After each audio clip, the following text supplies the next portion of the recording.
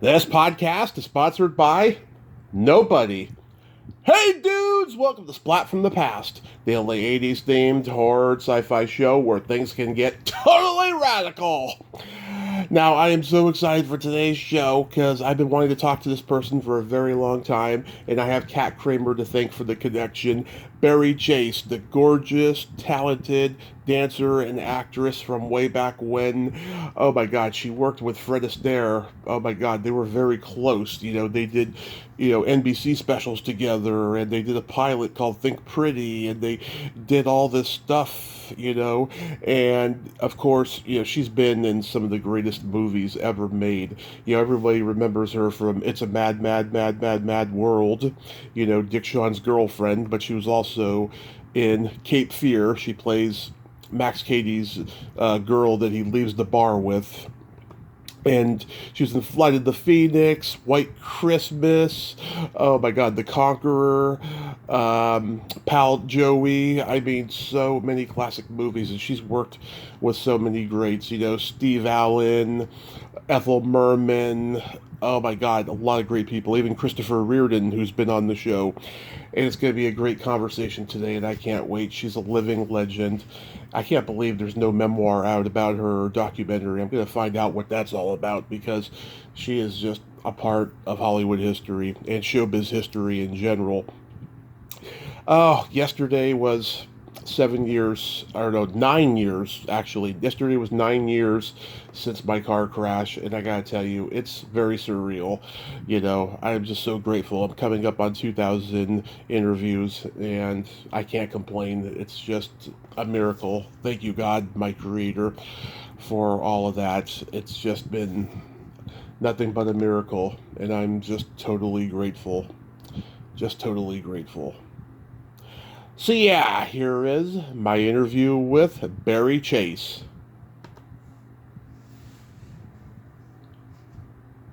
Hey Barrie, welcome to the show. How are you today? I'm okay, thank you. How are you?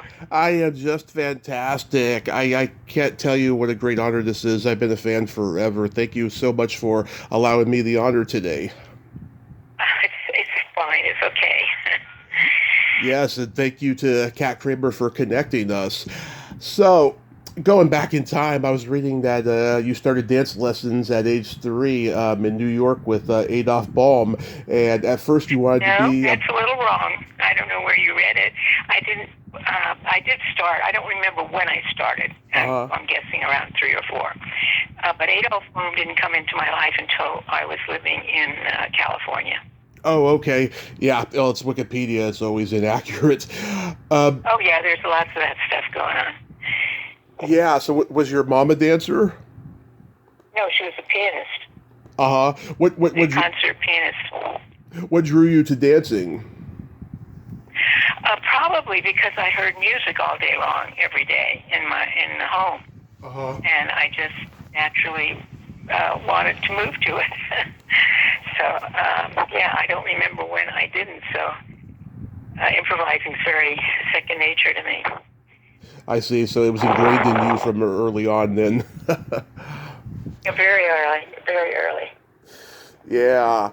So your dad, Borden Chase, he wrote some of the best westerns of old Hollywood. Some of my favorites include Red River, Winchester 73, Man Without a Star, Night Passage.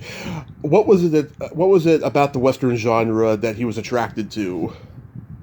Probably because he was a Brooklyn kid. I don't know. Fantasyland.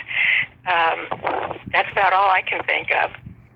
It was it had an allure of the West and the frontier and all of that. He didn't have any country roots. Brooklyn. He didn't have any country roots. No, out of Bensonhurst, Brooklyn. Oh, okay. And New York, and after that, as he grew older, and then I actually was born in New York City and didn't come to California. My dad came on a job, and I was 7. I remember I got off the train and had my 7th birthday, and he didn't go back.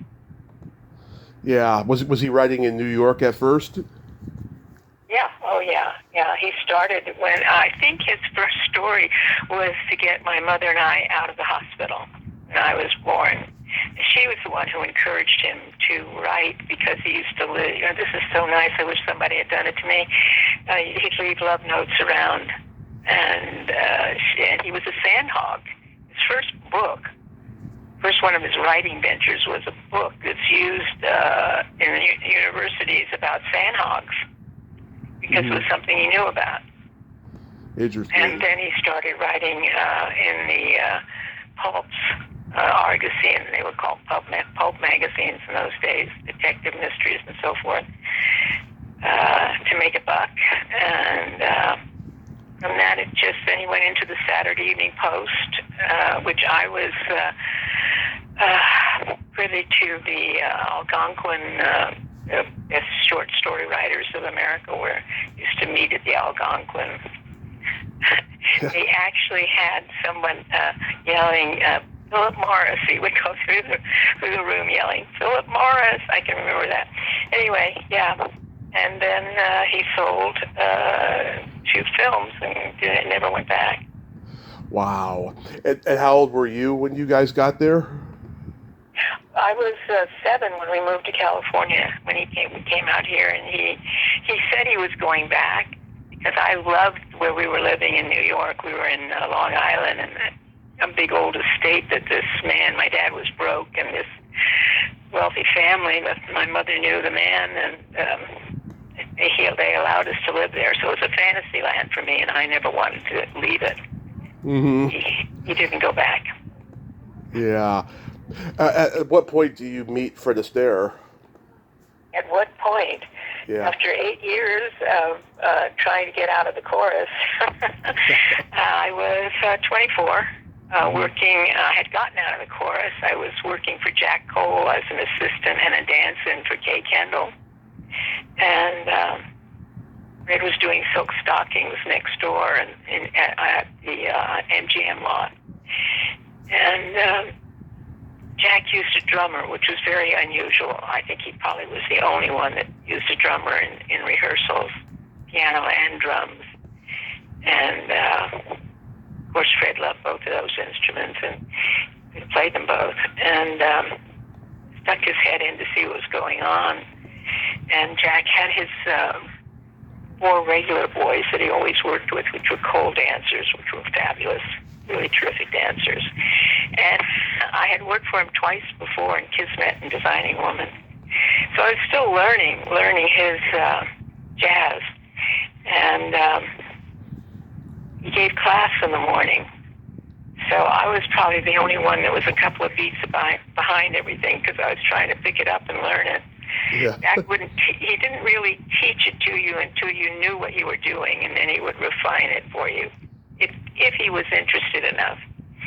But he had so much to give. There's a book, I hope it gets printed pretty soon, about him, because he's kind of the unsung genius of dance in regard to jazz. I don't think there would be jazz without Jack. Because Gwen Verdon was, you know that name? Are you familiar with that name at all? What's his name again? A woman called Gwen Verdon. Gwen Verdon. I actually have heard that name before. Yeah, she was married to Bob Fosse, but before that she was Jack's protege, really. And she was a star on Broadway, and deservedly so. She was wonderful, absolutely wonderful. I'm so sad that people have they did several years before the pandemic. I hate everything pre or post-pandemic. Mm-hmm. They did a documentary on Bobby, in which, of course, Gwen played a very prominent part.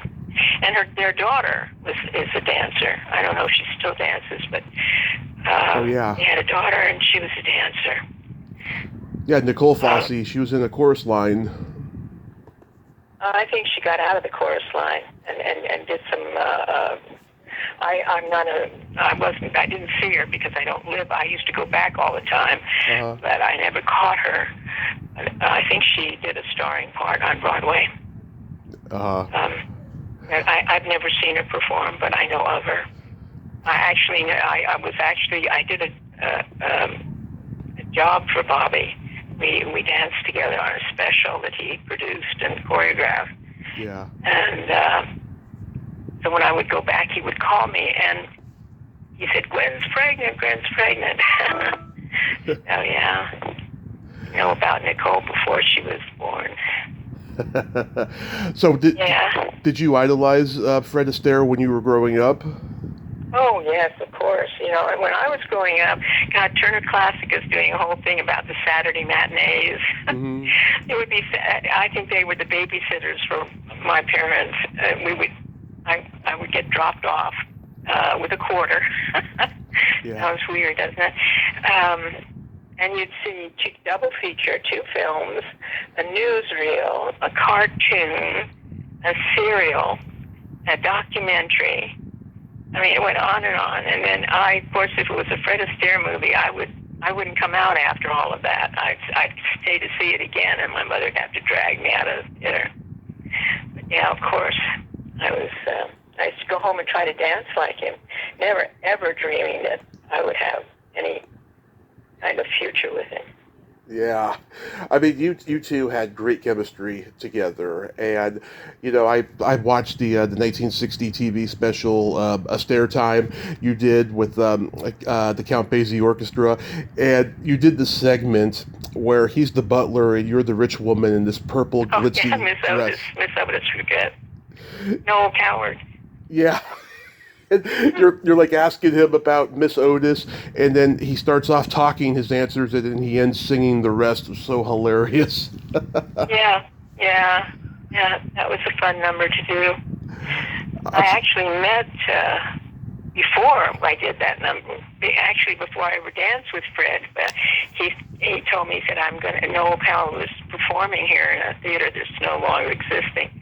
But he said, I want to go see Noel. Do you want to go with me? And I said, of course I do.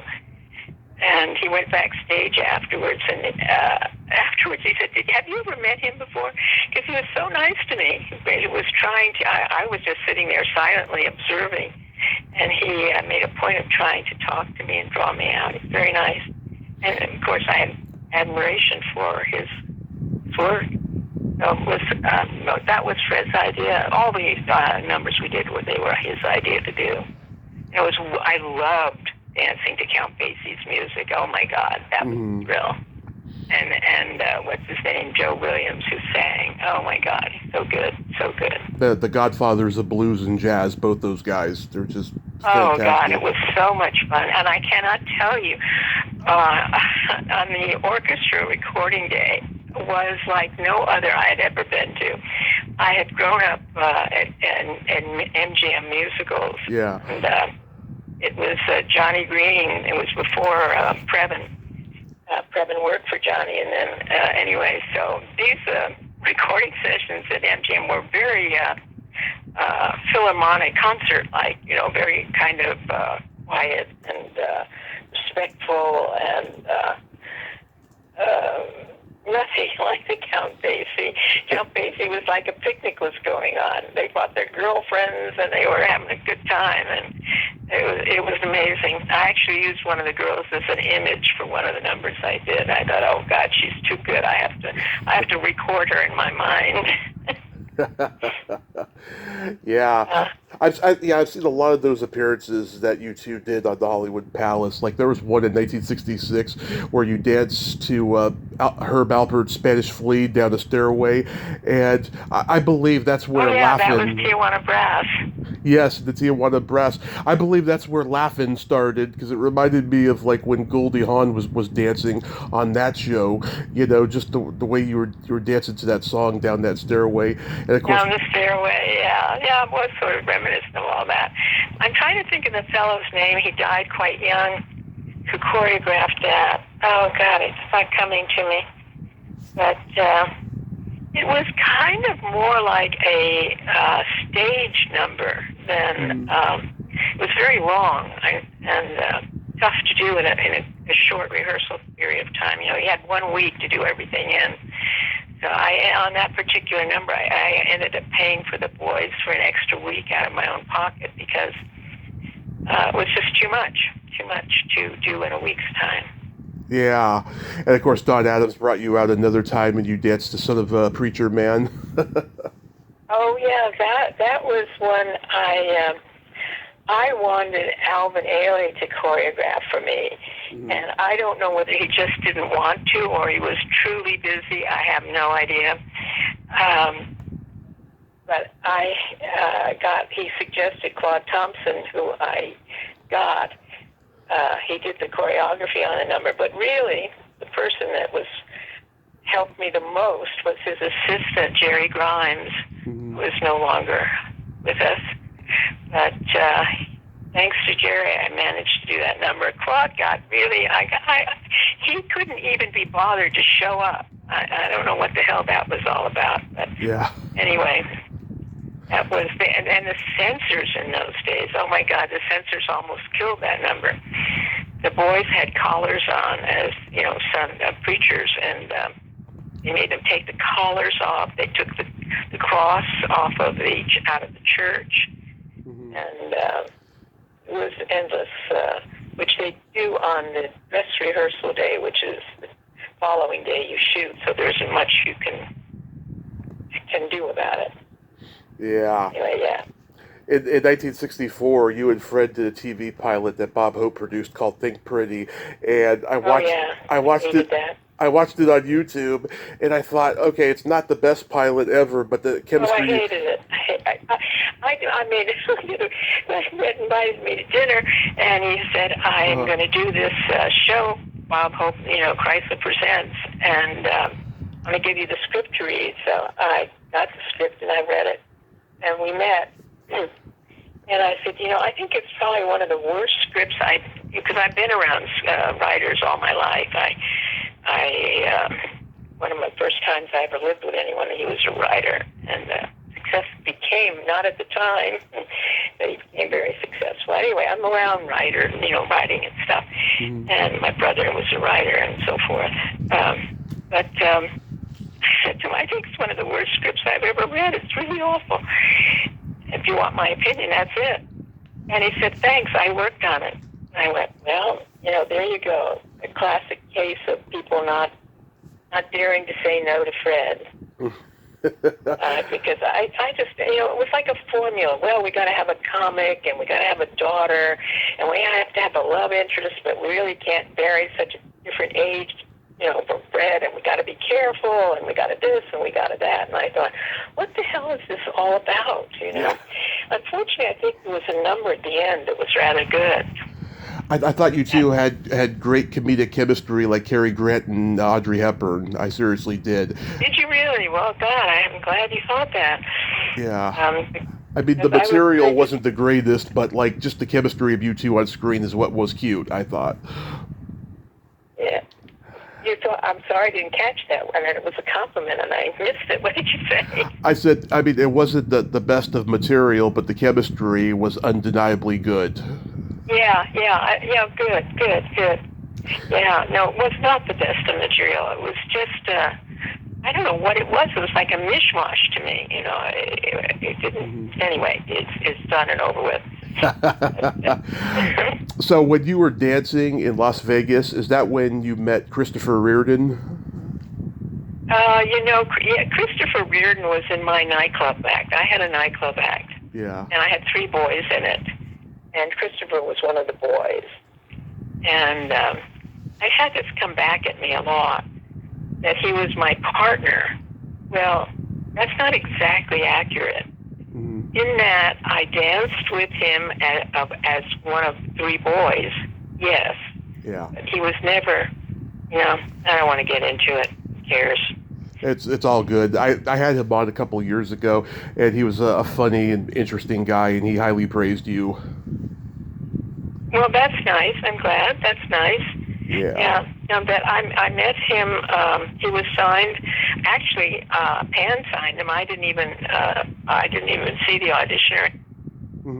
And he was one of the 3 boys. And then he did a Hollywood Palace number with me. Can't remember. I know he did one, and I can't remember which one it was. Dean Martin introduced you to, and you had this black shiny dress on, and he had this black sleeveless shirt. Dark green. Yeah. Yeah, and yeah, it was kind of like one of those shirts that like John Travolta became famous for wearing in like Grease and stuff. I like John Travolta. Oh yeah. I'm a Who Travolta fan. yeah, who doesn't? I mean, he's great. Yeah, he is. I think he has wonderful taste in projects that he gets involved with. I mean, there isn't anything I've seen him in, and if I see his name, I watch it. It isn't good. He's just damn good. Yeah. Uh, Von Meter did shows with you in Vegas. What was he like? Who? Von Meter. Bob Meter. Von Meter. He was the John F. Kennedy Bob Meter. impersonator. Oh God, don't ask me, please. Is it that bad? Not going to discuss it. Okay, we don't have I didn't to. even remember his name till you said it a couple of times, right? Yeah. Yeah. I mean, he was. No, yeah. Let's not go there. Okay. I just want to let my listeners know he was like one of the first canceled comedians in history. He was groundbreaking in that regard. So, getting into The first what in history? canceled comedians, his career was over once the Oh assassination yeah, happened. one time only, one shot only, because he did the imitation of Kennedy. Yeah, and the country was offended by that point. Yeah, no, it was. It's not. I'm not going to go into. It was. Yeah, whatever. Okay. So, getting further into film and TV credits, in 1952, you made your debut in the Stuart Granger swashbuckler Scaramouche. How was that experience? I was a baby. Yeah. That was not a good experience, only because the choreographer was such a jerk. Val something or other was his name, and he actually. And I was so young. Young in those days. You say that age now, but that young people are much more aware of the world than that had been in those days. And I was I was hired out of ballet school. Mm-hmm. And I didn't know much about life. And this man all of a sudden called me. I had to ask what he meant. A prostitute. Yeah. And I asked some of the kids, the other dancers there, I said, what? I could tell it wasn't very nice because he kind of shouted it at me. And I asked him, what does that word mean? What is he talking about? And he didn't want to tell me. So one girl came over and she told me. And I said, what in the world ever gave him that impression? Mm-hmm. Here was the answer. Because she said, I don't know. Why don't you ask him? So I did. Mm-hmm. He said, well, you wear too much makeup. Well, I didn't know anything about makeup, and my mother used to make me up before I'd go to work. Mm-hmm. And he was right. And she obviously did, and it made me aware of makeup.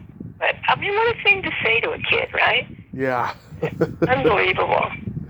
Yeah, especially by today's... Unfortunately, never encountered him again in my life, so that was good. That is good, yeah. Especially by today's standards, you don't say that. In 1954, you do an appearance on the Colgate Comedy Hour with Ethel Merman and Jimmy Durante. Yes. Yeah, how was that? Well, here we go again. Ethel Merman tried to get me fired. I had a little thing where I would sit at a table and I had a line or two. And the choreographer, Jack Baker, a very nice guy, he thought I was talented, and that made him exceptionally nice, right? Yeah. He used to try to draw people's attention to me, this girl is special, blah, blah, blah, something. So he was, I remember we were doing a rehearsal, and she was sitting in the audience with him, and he said, look at that girl, Milla. And the next thing I know, Jack comes up and he says, Ethel's trying to get you fired, but I'm not going to let it happen. Wow. And he didn't, but she did try, and I thought, God, that's kind of mean-spirited, to say the least, Yeah. I was just trying to... my father was very, didn't make child support payments or alimony payments, so we needed money to live on. Yeah. I'm sorry you had that experience. I had no idea. Well, it's survival. You survive these things, and they shape you. They certainly do. For the better. Can you believe it's been 70 years since White Christmas? I can. I actually can. That's another fluky thing. I was dance calls, and it was the end of musicals that time. I mean, toward the end of the whole thing, and you didn't get all the calls. You'd be working on something when a good call would come up, which was like White Christmas, and I don't remember what I was working on, but my best and only friend got the call, and she was working, and then my job ended, so she said, "Come meet me for lunch." So I said, "Okay, I'm not doing anything. That would be fun." So I went over to meet her, and the fellows in casting said, "They're working late, so instead of sitting here, just go on up to the set." So I did, and I was sitting way in the back by the door because I felt like an intruder, and I just, I didn't want to make any trouble. And so I was sitting there, and I noticed this older man kept walking back and forth in front of me, and I thought, I noticed it was several times. It was sort of funny. And then the assistant came over to me, and he said, "The director, Michael Curtiz, wants you to read this small part that's in here. Mm-hmm. And he wants you to come to the dressing room." And I looked at the assistant. He said, "No, don't worry. It's just fine. I'll be there. It's fine. It's fine." Mm-hmm. And so I went, and he gave me the script, and I read for that little part, and I was hired immediately. He liked me. They said, "Take her down to casting and do all the paperwork," so forth. And the fellow was laughing on his way down to casting. We're walking down. I said, "What's so funny?" And he said, "You cannot imagine how many people he has interviewed. What do they call them? Not bid players, but what's another word? Anyway." And he said, bid players were one, but there was another one. Day players. Interviewed all these people, and he doesn't like anybody. And all of a sudden, you're sitting there, and he likes you.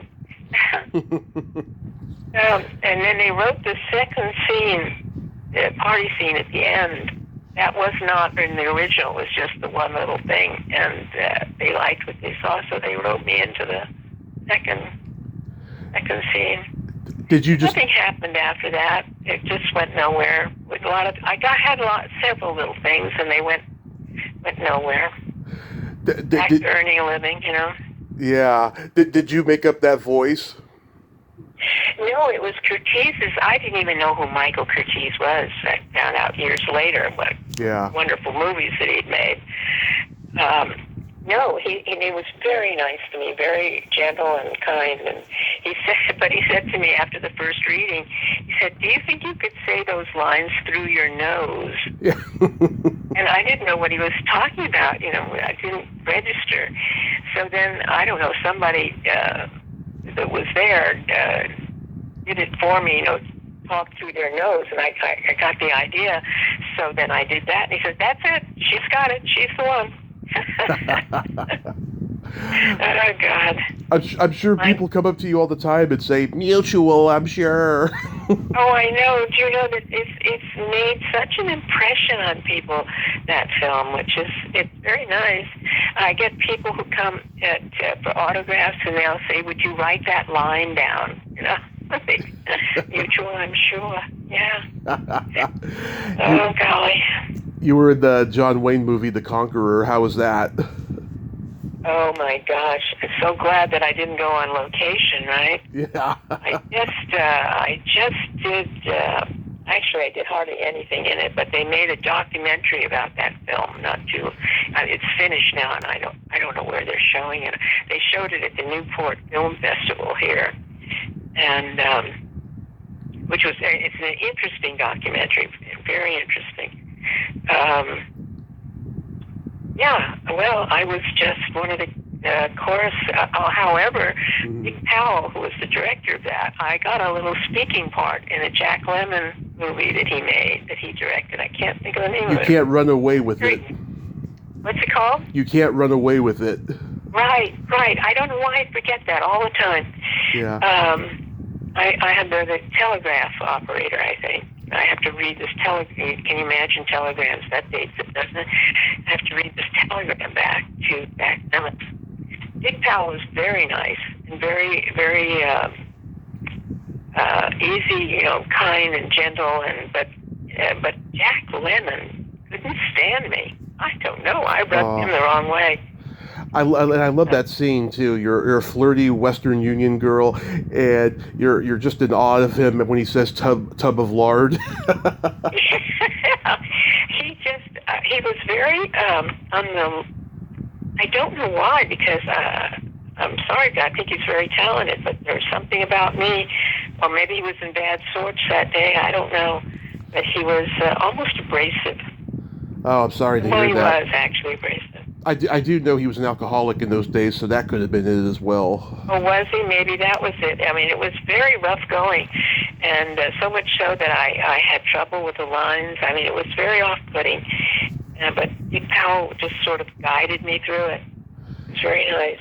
Yeah. He's the one that made me change. I was a blonde, and then he said to me, "Is that really your natural color hair?" And I said, "Of course not." And he said, "Well, why don't you try your hair black, dark, your natural color, brown or dark brown?" And he said, I think you might do better if your hair were that color." I changed it. I think it looks better dark hair too. My mother's the one who made me a blonde. I knew zero. I was a ballet kid. Mm-hmm. I studied hard, very hard, because my thing was to be a ballerina, and I was on the brink of doing that when my life sort of turned upside down. How about Pal Joey? Oh, Pal Joey. Hermes Pan did that. I love Rita Hayworth. Mm-hmm. I've always admired her on the screen, and then when she was in that film, obviously, and she and Kim, just a regular, really nice gal, and she knew Pan very well, so she would come and hang out in the rehearsals with Pan. So, and there were just a few of us. I don't know, there were 4. I don't think there were 6 girls. Might have been, but and then I did the little thing with Kim, and that was my best friend from Beauty from the White Christmas Days. Mm-hmm. Was the other girl. We did a lot of jobs together. Yeah, that daydream sequence is beautiful. It's literally Broadway recreated, I think. Yeah, yeah. Pan did that. He was fun, and I got to read a little bit, and then years later, she was a good friend of Pan's, and so I several times had dinner with Fred and Pan and Rita. I think I was so in awe of her from when I was very young. I thought she was wonderful. Very talented lady, yeah. Oh, yeah, very talented and absolutely great looking. And I loved her dancing. One dinner with Fred, before I ever danced with him, he asked me what was the favorite partner that he had danced with. Well, who was my favorite? And without no hesitation, I said, Rita. And he said, really? And he was surprised. I hadn't seen the early Ginger Roger films at that point. I didn't get to see them until Turner Classic. I had just seen the 2 later ones that she did with Fred. I think the first, what was the dancing couple that, God. Anyway, and then the one when she was older. So I hadn't seen her. I think the young ones that she was fabulous in. But I still love Rita because she did things that you couldn't teach anybody to do. They were just, I don't know, she was wonderful. She struck a chord with me. I really liked her a lot. You were on the Lucy Desi Comedy Hour, and here's an interesting anecdote about that. You're only on there briefly, but they promoted you as a guest star on CBS by the time it aired because you were a Vegas star by that point. Well, I danced with Cesar Romero. Uh-huh. And the other girl, I don't remember who she was, danced with Desi.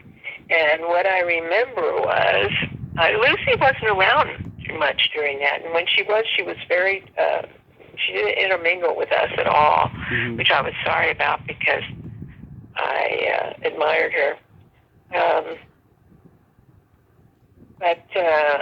What I remember was she came to me and she said, Desi wants us to go to a night recording session, and then we'll have dinner afterwards. And I said, well, I can't say no to the recording session because that's part of my job, but I'm going to pass on the dinner. And the next day she said to me, you were right to pass on the dinner. I don't say no more.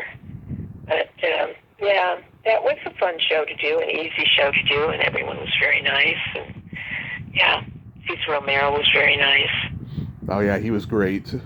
Yeah, very, very nice guy. You did. I was really glad I was dancing with him. You did an episode of Have Gun Will Travel. Now you entered the Western Territory, which was your dad's field. I did. I had given up dancing by then. I wasn't getting anywhere. And a friend of mine, who I was seeing at the time, said, "Are you really happy with what you're doing?" And I said, "Absolutely not. I'd gotten a lot of calls to be an assistant after working with Jack for so long. I'd worked with him about a year and a half. And I said, they were not so good choreographers. I didn't have a lot of respect for them. And I thought, I'm going to be doing the work, and they're going to get the credit and the paycheck. And I thought, well, I have to do it. I have to live. So anyway, he said to me, he said, if you don't like it, why don't you quit? Mm-hmm. I said, well, I need to live. So he was forming a company with Ed Harris, and he said, I can guarantee you it won't be a lot. He said, but you'll not go hungry, and you'll have a roof over your head. And he said, give it a shot, and I can get you an interview with Jeff Corey, who was the leading drama coach at the time. Oh, yeah. Very talented man, and his career had been put on the shelf by the blacklist. Yep. And he took to teaching. And I didn't think he would take me because my father was very anti-communist, very founder of the Motion Picture Alliance, et cetera, et cetera. And anyway, I didn't think he'd take me because of that, because a lot of people judge you by your parents. But he was kind and did not, and took me on and helped me a great deal. And I went to an open call, had a call, and I got it. I have no idea. The rehearsal day consisted of all the cast sitting around a long rectangular table, reading the script. Mm-hmm. And I looked around, and here were all these pros that I recognized from watching television. And this was like my first, real part. And I thought, and it was a lead part in it. And I thought, I was so scared that I had to hang onto the chair under the table because my body was shaking so badly.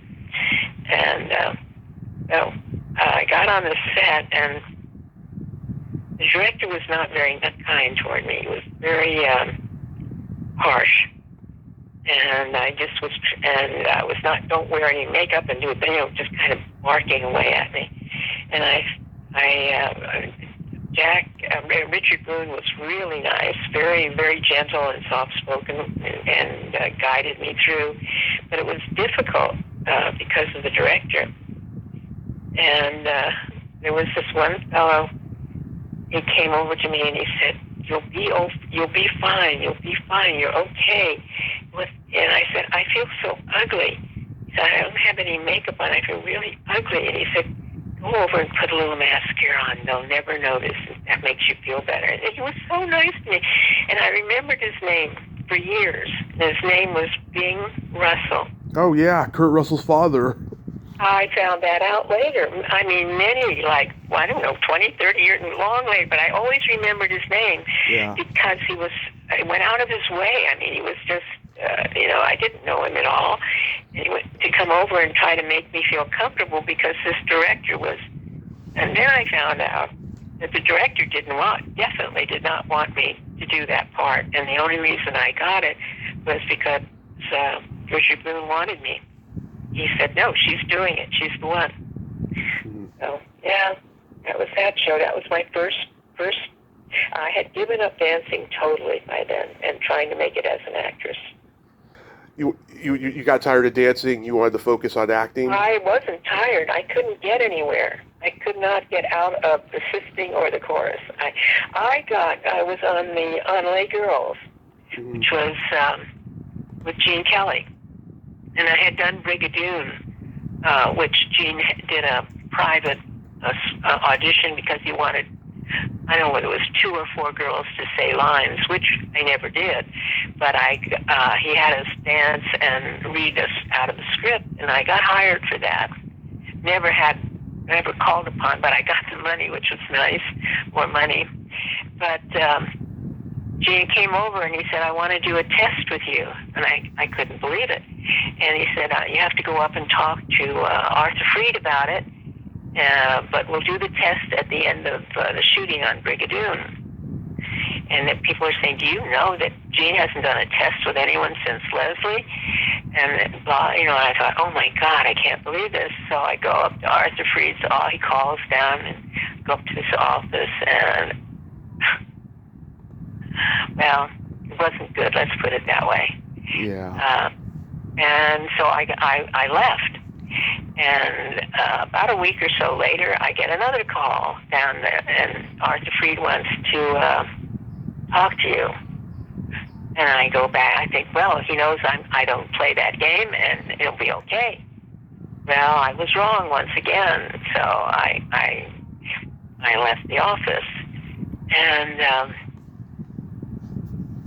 then Gene comes over to me, and he uses a phrase which I didn't understand. Mm-hmm. And I went to one of the fellows I'd practically grown up with out of dance class, and I said, what is he trying to tell me? What did he say? And he said, oh God, I don't want to be the one to tell you this. And I said, mainly, you gotta play ball. Learn, girl, this is the way it is, kind of deal. And I went, oh my God.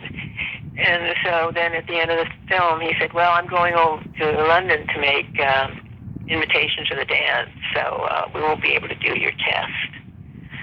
Oh, just another setback, okay. All right, what can you say? What can you do? And then the next time I saw him, I was on Way Girls with dancing, with Jack and Kay. And he said, well, kid, you've learned a lot, which I had. I'd learned jazz from Jack. Mm-hmm.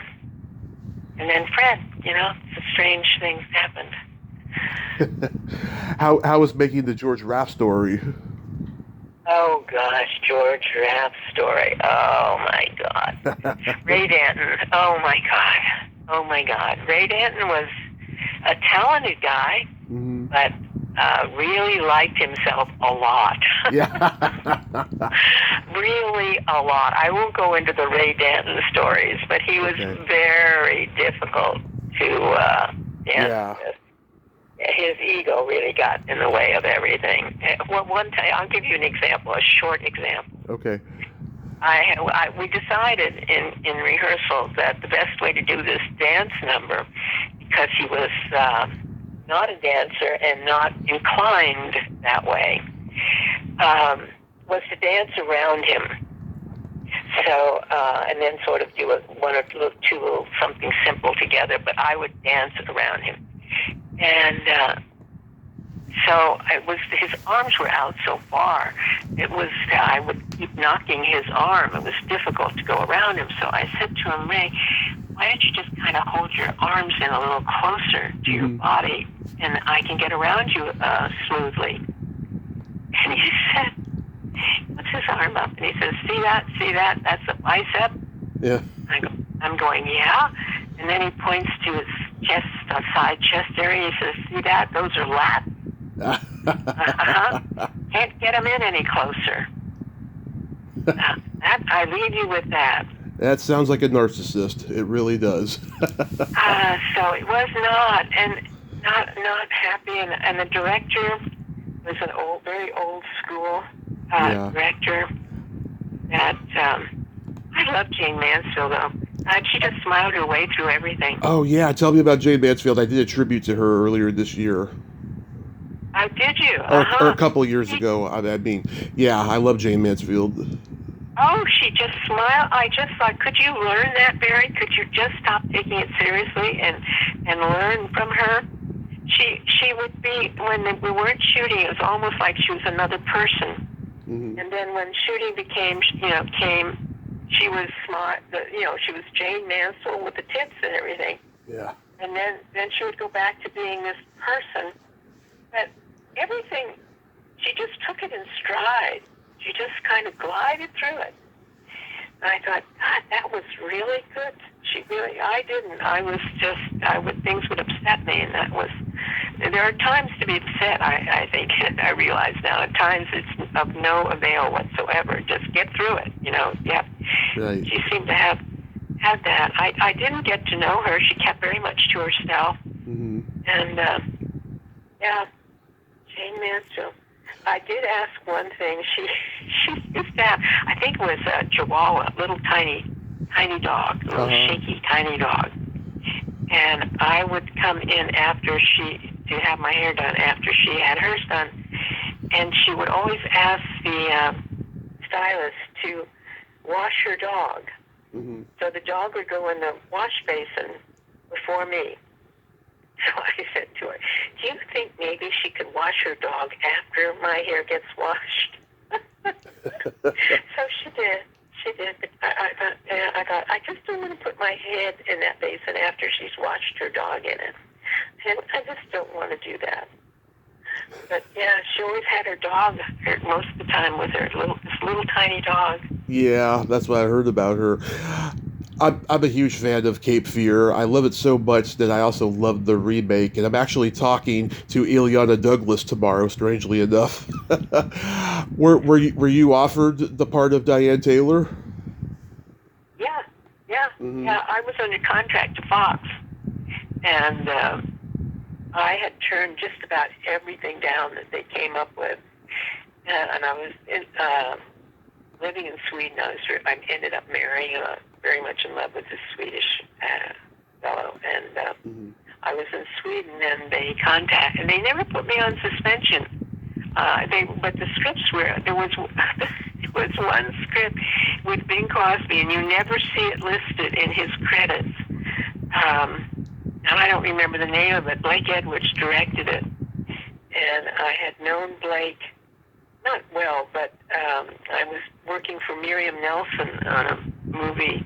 I was in the chorus at Columbia, and Miriam and Jean. I think she was divorced from Jean just the beginning, I think, at that time. And they were friends with Marge and Gower and Blake, and they were all friends. And Blake was at Columbia, and he was trying to, get noticed and make a career for himself. And he heard that I was, I guess Miriam told him that my dad was born Chase and so on and so forth. So I went up to his office, and he said, could you get this script to your father? Is it possible? So I said, I'm not on terms with my dad. I don't talk to him, but I'll read it, and if I think I really want to go out on a limb, I will. So I did read it, and I thought it was terrific, and I called my father and managed to get the script to him, and Blake never heard another word that I know of, and I didn't, and my father just, let it die. And years later, when I had an encounter with him at Universal, he was telling me by then it was Peter Gunn, was the big show and I said, well, you had his script some time ago. I don't know if it was Peter Gunn. I don't think so, but yeah. But, yeah, Blake's daughter Jennifer has been on the show twice. I love her. I even sent her a Christmas card this year. Well, I had the script came to me, and Blake was the director, so I went to see Blake, and I said, my God, why are you doing this? I know Bing Crosby's in it, but it's terrible. He said, I know it's terrible. He said, and I'm doing it because I'm out of my contract if I do it. I don't have to, out of Fox. So I said, I don't want to do this. He said, well, they've told me to use you. And he said, the only way you can get out of it is if I say you're not right for the part. He said, and unfortunately, you are sort of right for the part. So I said, well, there must be some way. So he said, I'll tell you what, just put a lot of makeup on, look really trashy. And then I can show him, do a bad screen test, and I can show him the bad screen test, and you'll be out. So I did that. That's what I did. I think it's your best film performance. You exude such vulnerability like that character requires, and I can imagine Robert Mitchum was intimidating to work with because he was such a huge star. Oh, he wasn't at all. He was terrific. He was so nice. I really liked Mitchum. He was really nice. That's good. You know, he would give the impression that he wasn't prepared for what, just knock around guy. Yeah. He was totally prepared. He knew exactly what he was going to do. Totally prepared. Yeah, he was famous for that. He was famous for pretending to not care. Yeah, but no, he knew exactly what he was doing, what he wanted, and so forth. We had a funny thing happen. Nobody introduced us at all, and we're doing the rape scene, the first thing. Yeah. And we hadn't met, and so we were rehearsing, and Lee, who was the director, B.J. Thompson, he said, Barrie, when you're running away from the bed, it looks like you're waiting for him to catch you. And I said, I am. So he said, well, just really run away from him. And Mitchum was very pleased. He said, don't worry about it. I'll get you. Just take off. I said, oh, okay. So I ran away, and of course he didn't catch me. I mean, could you slow it down just a little bit? No, Mitchum was terrific. I had heard before doing that he didn't like women. He was tough on women, and he was a hard guy for women to work with. He just very few women that he liked and so forth. But he treated me like I was his kid's sister. He was really nice. Oh, that's good. Yeah. Yeah. And J. Lee Thompson, I've heard from so many people that he was just the greatest director, the nicest guy. Oh, he was so nice. Couldn't have been nicer. Could not have been nicer. I really hit, somebody I could talk with and talk. When I interviewed with him, suddenly I had seen a lot of what they call kitchen sink movies when I was a kid, because I would work out from 9 o'clock until about noon, and then there wasn't a class till 4, so I had a lot of hours in Hollywood to kill.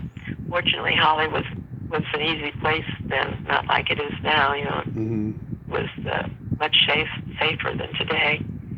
And so I would go to I'd seek out these little theaters, or sometimes there was in the basement of a hotel and so forth, where they would show old movies or foreign films, older foreign films. So I had seen a lot of I loved these. I didn't know they were called kitchen sink. Lee told me all these movies with Alec Guinness that weren't in the regular, theaters at the time. So I was very familiar with them. And I loved his way of approaching doing things. He was really a dream for me to work with. I was very fortunate to have him. Yeah, I have no idea. I did find out years later. I had no idea why I got called to talk to him for that movie. I had no idea. And I thought maybe it had been Fred or something, but he didn't really know anybody. A twist of fate, anything. I found out later that it was Peck who wanted me to do it, and had said to Lee, if you like her, I would like her to do that part. So, yeah. Yeah, well, Peck wanted Mitchum for the part of Max Cady because they had known each other for years and they hadn't worked together, and then after they worked together, they regretted it because they argued. Did they really? Yeah. Well, I had my scenes were with Mitchum and Telly Savalas. Yeah. And Peck at the very end, when I go down the stairs. But I wasn't around when they were working together. Well, that's too bad. So I'm going to spare... But they argued about. I have no idea. I guess creative differences or something like that. I don't know. I think Mitchum was much better in that part than De Niro. And I am a De Niro fan, but Mitchum had a sensuality about him that De Niro did not. They're two different movies, two different... He was, but De Niro was on one key, menacing. Yeah. Where Mitchum was menacing, but you could understand why somebody... Well, they changed the girl part around, why I was attracted to him. Yeah. They changed that around, and so it was all... I don't know, he seemed one-dimensional to me, which Mitchum wasn't, and I liked him better. Yeah. So I'm going to spare you the cliched questions you've been answering 60 years about it's a mad, mad, mad, mad world. But I got to tell you, though, I've loved this movie since I was like 9 or 10. I used to watch it over and over again. It would play on Encore, and I just loved it. When Kat and I talked last year, we both talked about this. I think you were the first woman in the history of film to show your belly button on film. I didn't realize. On Hollywood Palace, which I did a number of them. Yeah. You mentioned the Tijuana Brass, but I did a number of Hollywood Palaces with and without Fred. And what number? Oh, Girl from Ipanema. So I was dancing to that number. So I had on bell bottoms, which came below the belly button. This is the pre-share, right? Yeah. Below the belly button, and a little top, like a broad top, kind of thing. Yeah. So the censors, dress rehearsal day, the censors come in and they say she cannot show her belly button. And I'm going, well, it's like we shoot tomorrow, So the fellow in wardrobe, and I had this wonderful hat by a milliner called Mr. John, very famous, beautiful hat. I opened the number in this great hat. Anyway, the wardrobe fellow came over to me. I wish I could remember his name. He was terrific, and he said, "Don't worry." And then I said, "But they're talking. I should have a sombrero on." I said, "I can't dance in a sombrero. What are they talking about?" So he said, "I'm going to tell them that I'm going to make a sombrero, and trust me, you're not going to. You'll be fine." I go, "Okay." So what does he come up with but a black chiffon shaped like a sombrero, but it's made out of black chiffon. So when the lights hit it, you can see right through it, right? Yeah. I bet they were pissed. No belly button. Oh my God. Yeah. I know, of course, and then Barbara Eden was one of the first ones to break that, and of course, Barbara Luna and Nichelle Nichols on Star Trek, they both had theirs shown in the same episode, and that was officially the end of it. It's so, I don't know, it's so crazy. I did another number, it was with Fred, mannequin number on Hollywood Palace, and Rudy Gernrich, who had been a dancer, and then went into high fashion, a designer who did wonderful things. And so I asked him, would he make something for me? And he said he did. And it was a sweater with bell bottoms and a belt, but there was a halter came up around the neck, and the back was totally cut out. So the censors came over again and said that a little bit on the side, my bust was showing. Oh. And yeah, they wouldn't allow that. And I'm going, I'm just normal bust. I am not a big cleavage person, right? Yeah. So I'm going, there is something showing on the side. Sure enough, just was a little, so we put little nude netting over it. Yeah, they were it was crazy land. I mean, compared to what goes on today. Yeah. Oh my God. But it wasn't a controversy in the movie though, because Stanley Kramer seemed like he was game. He didn't say a word. He didn't say a word. Yeah. Well, I got that out of wardrobe. They didn't make anything because there was no time. I think I must have been an afterthought, which I'm very happy it happened. I was in Sweden and I got a phone call and said, Stanley Kramer wants to talk to you about this part in the movie that he's making. Could you fly out tomorrow? And I went, what? He said, we can have the tickets there, and he'd like to meet with you tomorrow if you can do that. So I went, I think so, Stanley Kramer, I think I can do that. So that's exactly what I did. They met me at the plane, drove me over to the lot, and I met him. And he talked about what he wanted, and he said, I want you to go down to wardrobe now and see what you can find to wear. And I knew Dick Shawn because I had done a little thing with him in Opposite Sex, remake of it that they did. And so I knew Dick. So I went to wardrobe, and we actually shot a few days later. We shot that scene. Mm-hmm. But I was looking around, and they were showing me like shorts and shirts, and things. And I thought, oh God, this is really boring. I can't do that. And then I saw this fringe hanging, and I thought, oh, fringe moves. That's good. And I think that had been like a burlesque dance thing or something, Mm-hmm. little fringe bottom and broad top. So I took it up to Mr. Kramer, and he liked it. So that's how that happened.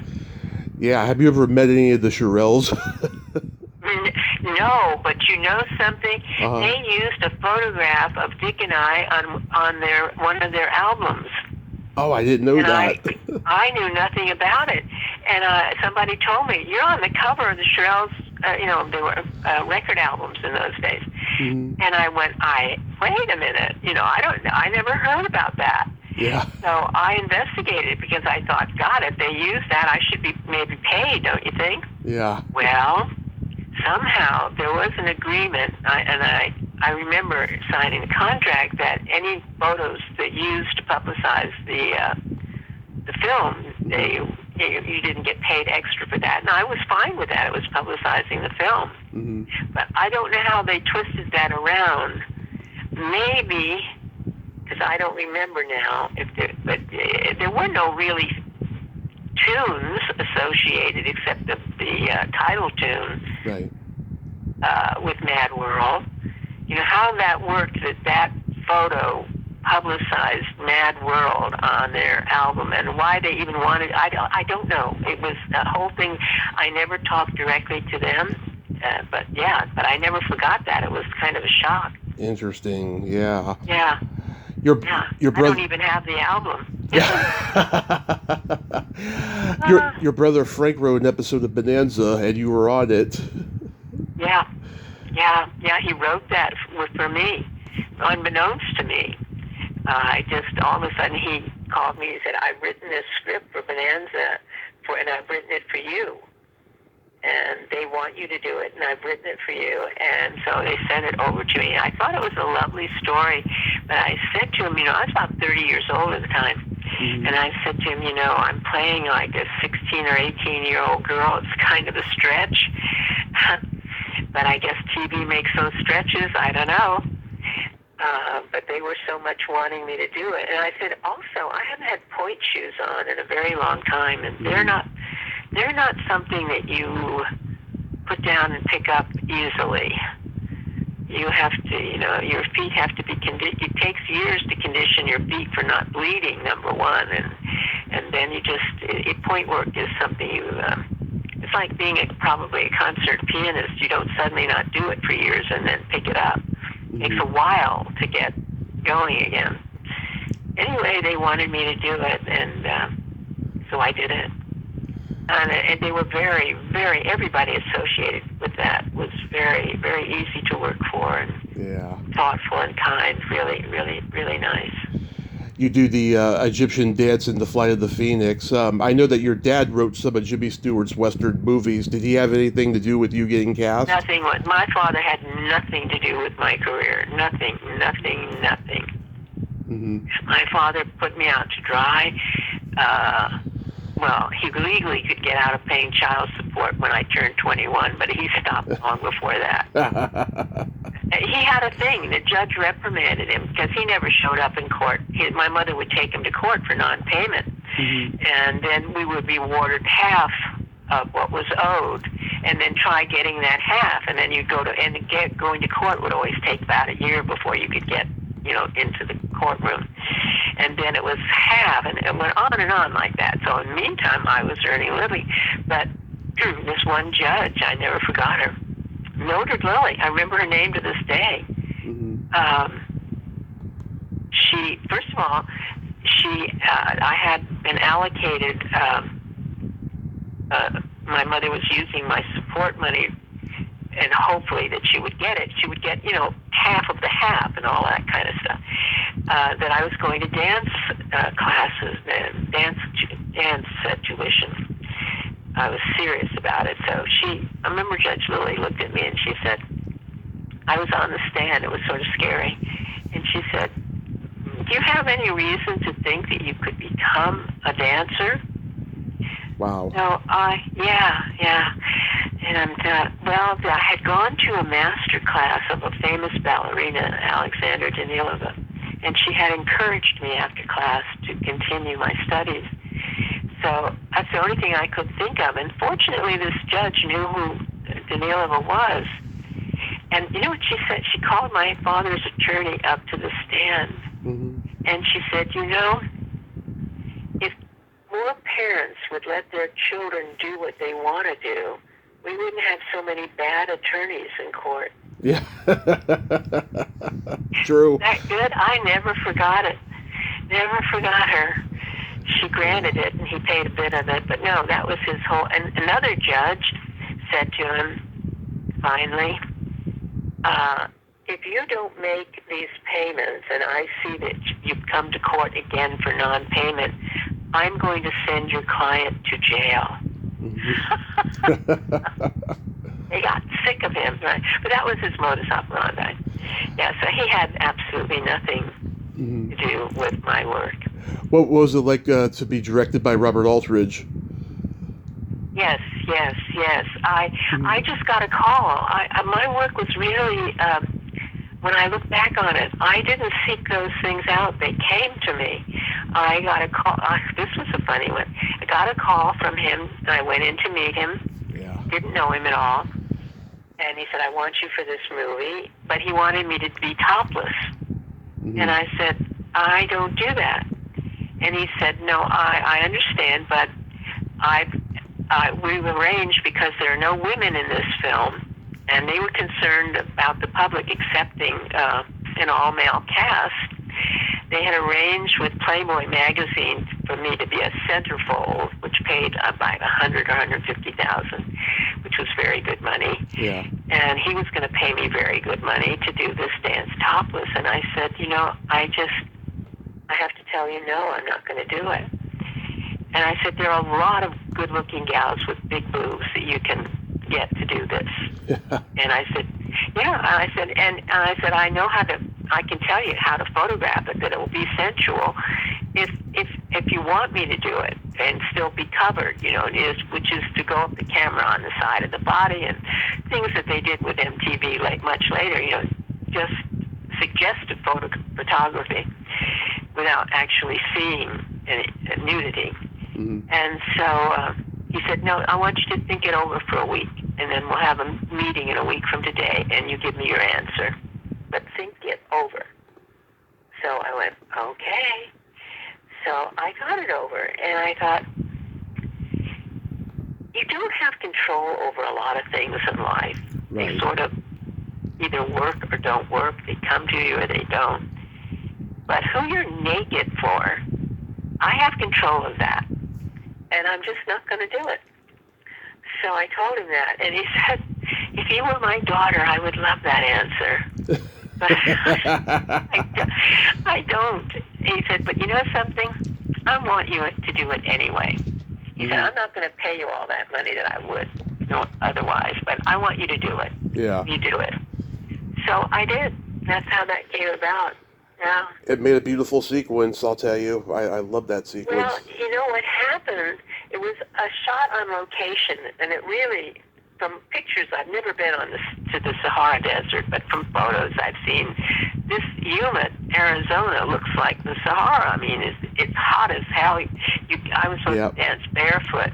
By 9 o'clock, 8:30, 9 o'clock, you could not be barefoot in the sand. It was blisteringly hot.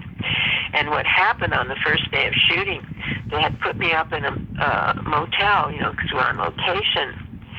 And Dorothy Jenkins was the wardrobe designer. And she was very authentic in the work she did. She was very, very good, very capable, good work. And she had this sewn onto me, what I was wearing. They had to stitch it on. And they had to do a full body makeup. And they had to do a hair thing, you know, put a hair deal on me. And then there were orders for the makeup man to do face painting on me, which never showed. But, so it took they came to the motel and they started doing all this, and by the time they got me out to the set, it was too hot for me to dance. Yeah. And so they unfortunately said that I had been late, and that's why they were late getting onto the set. So I went to the director and I said, I don't know how I could be late when these people came to my motel room to do all this work, because there was no studio or any place to, they came to my motel room. And I said, I think what happened was that the assistant just gave them a regular hair and makeup kind of call, and not realizing that there was all these instructions to do all this extra work that took a great deal more time. Mm. So if I hadn't done that, I probably would have been blackballed for not being, for holding up shooting for a whole day.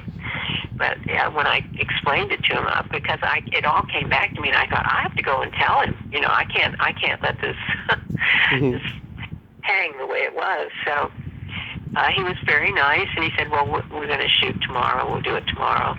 And everything worked out because they knew what they had to, get ample time. I was up in the middle of the night, and we shot it. But when he called me to see the finished product, he called himself. He was very nice. He said, "You're not going to be happy." And I said, "Well, I tried the best I could." And then I went and studied belly dancing, even, and tried to be authentic and so forth. Yeah. And he said, "No." He said, "We decided to use a filter, and we didn't test it, and it's too strong, and you're not going to like it." Yeah. So Wow. the filter was a bit strong, unfortunately, but yeah. But he was he was a decent man, very nice, very, very nice to work for. When was the moment that you decided you were done with show business? Oh, yeah. I had worked in Italy. Pan took me over the first time. After one of the shows, he had contracted to do Rai TV, which was the big variety show of Italy. And they had wonderful people, talented people on the show. And so he said, would you come over for, I think it was like a month and a half or 2 months, and be the guest dancer? So I thought, sure, it's like a paid vacation, I mean, it's work, but I'm in Rome. And I thought, wonderful. So I did do it, and I loved it. And so after I got through with that, sometime later, maybe a year or two, it was a time, I don't remember exactly how long, I picked up the phone, and it was Rai TV again. And they said, would you come over and do a number for us? So I thought, oh my God, they want the number, and I was in a bad relationship at the time, and I thought, yeah, I'm going to do it somehow. So I called my friend Jerry Jackson and Pat Denise, who I'd worked always with, and we got into a rehearsal hall for 2 weeks and put together a number. And I told them that I would have to rely on wardrobe from them, and they said that would not be a problem, and orchestrations, but I had a number, and they would have to orchestrate it for they had a big orchestra. And so they said fine, and so off I went, and I did that number, and I got married in Rome. The person I was having a bad relationship came over, and I agreed to get married, one of those deals. And so I got married, I came back, and they called me, and they said, the number you did was an enormous success over here. Everybody loved that number, and we want you to be the guest dancer for the entire series, which was, I don't know, somewhere between 6 months and a year, the whole show. And I went, I loved working there. I loved all the people everyone, the makeup people, everybody I just was on a good connection. So I went to my husband, and I told him about the offer, and he said, take it. He said, I'm making good money, and you're making good money. We'll see each other on the weekends. We'll have long weekends together.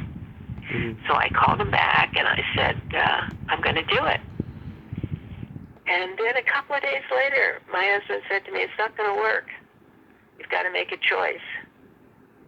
And I went, oh my God, I've given my word. I tried to explain to him, your word is like a contract, binding. Your word is binding. I said, it's not something I can get out of. Well, you're going to make a choice. So I said, I have had 2 failed marriages. I'm going to try my best at this one. So I called the producer and I explained it to him. And he said, we put publicity out already that you're going to do this. So I said, well, I don't know what to do. He said, I understand it. He said, I'm going to let you out. He said, but realize Rye is never going to call you again. So I said, I get it. And that's fair, more than fair. And I thought, if I can't do that and Fred isn't working any longer, and I need to try to make this marriage work, that's what stopped me. Wow. 2 years later, I had a child. And yeah, that was it. Wow. Are you going to write a memoir or make a documentary about your life and career? Because you got all these great stories.